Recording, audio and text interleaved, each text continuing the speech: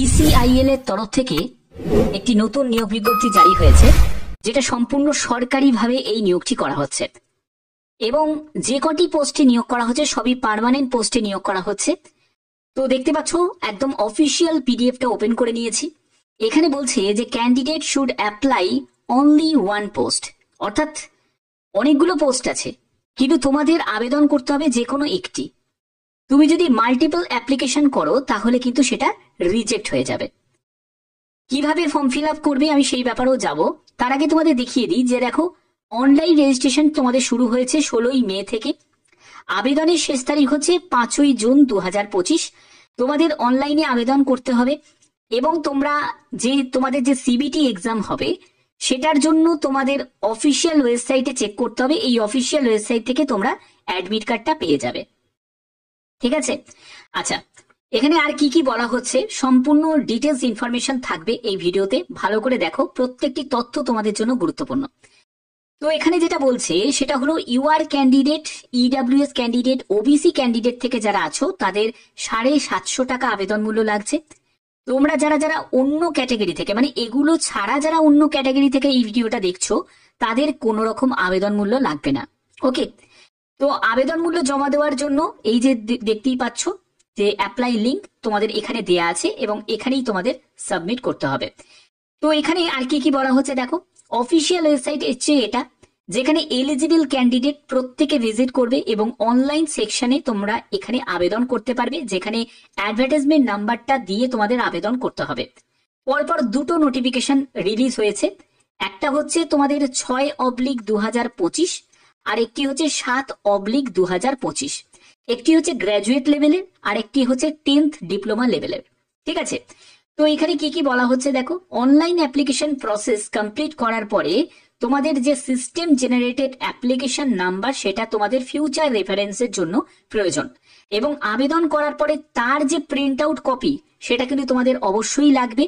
যখন তুমি আবেদন করবে, আবেদন করার পরে তোমাদের অবশ্যই সেই প্রিন্ট কপিটা তোমাদের যত্ন করে রেখে দিতে হবে। যখন তুমি ডকুমেন্ট ভেরিফিকেশনে যাবে তখন সেই প্রিন্ট কপিটা তোমাদের প্রয়োজন হতে পারে। ওকে, তো এখানে দেখো তোমাদের কি কি বলা হচ্ছে।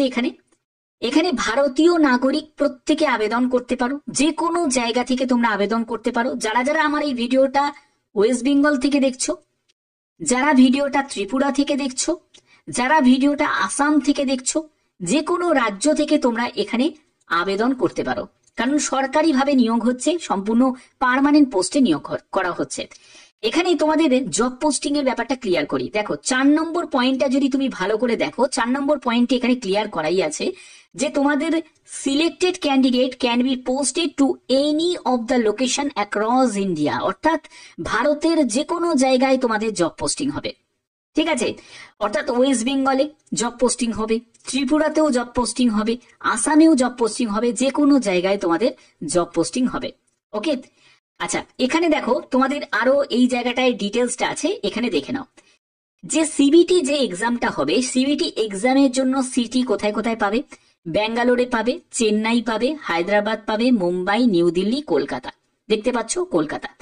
এবার যারা যারা ত্রিপুরা থেকে দেখছো, যারা আসাম থেকে এই ভিডিওটা দেখছো, তোমাদের এবার মনের মধ্যে প্রশ্ন হবে যে স্যার আমরা কি তাহলে আবেদন করতে পারবো না? কেন পারবে না? তোমরা পারবে, কিন্তু তোমাদের যে কোনো একটি সিটি তোমাদের এখান থেকে সিলেক্ট করে নিতে হবে।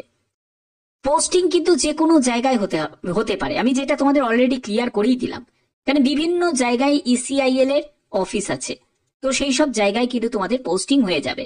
ওকে, এবার এমসিকিউ টাইপের প্রশ্ন, যেখানে 120 মিনিট তোমরা সময় পাচ্ছ, 100টা কোশ্চেন্স থাকবে, প্রতিটি প্রশ্নের মান হচ্ছে 1 করে, 0.25 অর্থাৎ 1/4 নেগেটিভ মার্কিং থাকছে।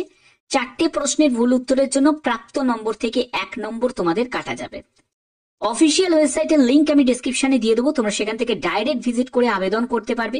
অবশ্যই মাথায় রাখবে তোমাদের কিন্তু গভর্নমেন্ট আইডি প্রুফ কিন্তু প্রয়োজন। আধার, প্যান কার্ড বা ভোটার কার্ড বা ড্রাইভিং লাইসেন্স যে কোনো একটি কিন্তু তোমাদের প্রয়োজন হবে। তো এখানে আর কি কি বলা হচ্ছে দেখো, এখানে যেটা বলা হচ্ছে সেটা হলো কোন কোন পোস্টে নিয়োগ করা হচ্ছে। দেখো এই সব বিভিন্ন যেসব ট্রেডের যে পোস্ট আছে, যেখানে তোমাদের 10th পাস সঙ্গে যদি তোমার আইটিআই যোগ্যতা থাকে তাহলে প্রত্যেক প্রার্থীরাই যোগ্য। এখানে টোটাল শূন্যপদ হচ্ছে 45, যেখানে ভ্যাকেন্সি ভাগ করা আছে আলাদাভাবে। টেকনিশিয়ান গ্রেড 2 এর জন্য এই নিয়োগটি করা হচ্ছে। এখানে এজ লিমিট যেটি প্রয়োজন সেটা হলো তোমাদের দেখো এখানে এজ রিল্যাক্সেশন অবশ্যই যারা ওয়ার্কার এমপ্লয়ি আছে তাদের জন্য 40 বছর পর্যন্ত, কিন্তু মিনিমাম তোমাদের এজ হচ্ছে 18 থেকে 27 বছরের মধ্যে, ঠিক আছে, 27 বছরের মধ্যে। এজের ক্ষেত্রে 5 বছর রিল্যাক্সেশন পাবে SC ST রা, আর ওবিসি রা তারা 3 বছর রিল্যাক্সেশন পাবে। এখানে আর কি কি বলা হচ্ছে দেখো, কোয়ালিফিকেশনের ক্ষেত্রে তোমাদের আগেই ক্লিয়ার করলাম, মাধ্যমিক সঙ্গে তোমাদের যদি ITI যোগ্যতা যদি থাকে অবশ্যই তোমরা আবেদন করতে পারো। এই যে নিয়োগটি হচ্ছে সেটা হলো ইলেকট্রনিক্স কর্পোরেশন অফ ইন্ডিয়া লিমিটেডের তরফ থেকে, অর্থাৎ ECIL এর তরফ থেকে, যেটা government of India department of atomic energy এন্টারপ্রাইজের তরফ থেকে এই বিজ্ঞপ্তি জারি হয়েছে। এখানে প্রথমত পোস্ট হচ্ছে একটি, সেটা হলো টেকনিশিয়ান গ্রেড 2। দ্বিতীয় যে নোটিফিকেশনটা জারি হয়েছে, আমি দ্বিতীয় নোটিফিকেশনে চলে যাচ্ছি। দ্বিতীয় নোটিফিকেশনটা হচ্ছে যে ইঞ্জিনিয়ার ট্রেনিং গেট, এখানে তোমাদের নিয়োগ করা হচ্ছে। এখানে আবার গ্র্যাজুয়েশন যোগ্যতা, মানে তোমার যদি 60% নাম্বার নিয়ে তুমি যদি গ্র্যাজুয়েশন ইঞ্জিনিয়ারিং ব্যাকগ্রাউন্ড নিয়ে যদি বিটেক করে থাকো তাহলে অবশ্যই তুমি এখানে আবেদন করতে পারো। 40,000 টাকা থেকে 1,40,000 টাকার মধ্যে বেতন থাকবে। 80টি মতো টোটাল পোস্ট আছে দেখো। এবং এখানে আর কি কি বলা হচ্ছে দেখে নাও। এখানে তোমাদের একদম সেম প্রসেসে কিন্তু তোমাদের থাকছে। বেতন লেভেল যথেষ্ট পরিমাণে ভালো বেতনে তোমাদের এই নিয়োগটি করা হচ্ছে। যেখানে দেখো শূন্যপদ প্রত্যেকটা ক্যাটাগরি ওয়াইজ কিন্তু ভাগ করা আছে। অবশ্যই তোমরা 5 বছর 3 বছর করে রিল্যাক্সেশন পেয়ে যাবে। এখানে সিলেকশন প্রসেসের ক্ষেত্রে প্রথমেও তো তোমাদের একটি যেটা হবে হচ্ছে সেটা মিনিমাম 60% তোমাদের নাম্বার থাকতেই হবে, আর সেকেন্ড ক্লাস উইথ 50% নাম্বার থাকতে হবে যার SC ST ক্যান্ডিডেট থেকে। জেনারেল প্রার্থীদের 60% নাম্বার, তোমাদের ফার্স্ট ক্লাস 60% নাম্বার তোমাদের প্রয়োজন, আর SC ST দের সেকেন্ড ক্লাস 50% নাম্বার হলেও তারা এখানে অ্যাপ্লাই করতে পারে। মেথড অফ সিলেকশন, সেখানে দুটো স্টেজে সিলেকশন হবে। একটি হচ্ছে তোমাদের CBT এক্সাম হবে, তারপরে তোমাদের ইন্টারভিউ হবে। কিন্তু তুমি যদি এখানে যদি আবেদন করো, মানে টেকনিশিয়ান গ্রেড 2 এর জন্য যদি আবেদন করো, এখানে সিলেকশন প্রসেসটা কিন্তু আলাদা। দেখো এখানে তোমাদের বেতনের ব্যাপারটা বলে দিই, সেটা হলো টেকনিশিয়ান গ্রেড 2 এর জন্য 20,480 টাকা এবং 3% করে ইনক্রিমেন্ট হবে DA HRA, এছাড়া অন্যান্য যেসব বেনিফিট গুলো থাকে সেগুলো তোমরা পেয়ে যাবে। এখানে তোমাদের সিলেকশন প্রসেসটা বলছি, যেটা হলো টেকনিশিয়ান গ্রেড 2 এর ক্ষেত্রে কোনো রকম ইন্টারভিউ তোমাদের হবে না।